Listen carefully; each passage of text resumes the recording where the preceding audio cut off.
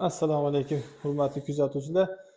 Bu safargi oshxona mebelimiz videosi oshxona mebelni yasatishdan oldin nimalarga e'tibor berilishi kerakligi haqida tushuntirib o'tamiz qisqacha. Keyin fasonlar haqida ham gapiramiz.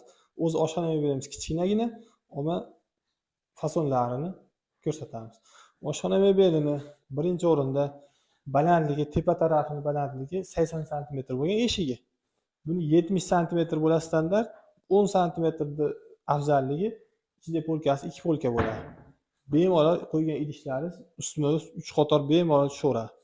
Bu birinchisi. Ikkinchisi, fasoni o'rtasi 80 sm bir xilda ketib, ikki chekkasini tepaga ko'tarib, oldiga ham chiqarib berganmiz. Ikkinchi qo'shimcha shu.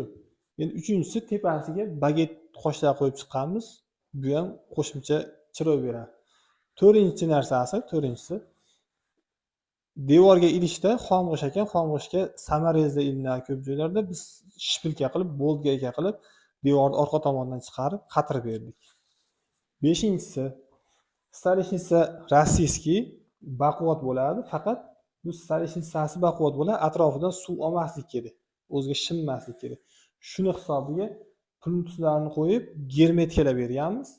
Keyin yon tarafini ham kronka bosilmagan temir metal qo'yib, ichidan germetikalab yopishtirib berganmiz.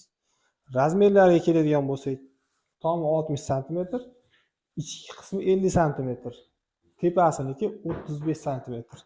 Eng maksimal darajadagi qalinligi bu. Keyin yana bitta qo'shimchasi bitishgan tepasi. Bitishgan tepasi ham bitishgan tabletkasidan olingan, o'zi 2 motorli. Sensorli ishlab ketib qoldi. Tabletkaligini hisobiga buni tepasi ham ishlatsa bo'laveradi. Haligi turbo motorlilar katta bo'ladi, ichiga narsa qo'yib olmaydi. Endi ham 40 sm dan oshiq, 45 sm. Orasida ham polkasi bor. 2 polka bemalol katta buyumlar sig'averadi. Bu ham bitta qo'shimchasi. Yana qanaqa qo'shimchalar bo'lishi mumkinligini kommentariyaga yozinglar. Keyingi safar qo'shib boramiz. Yana tayda sochiq ilgani joylarini qo'yib ketganmiz. Sog' bo'linglar, salomat bo'ling.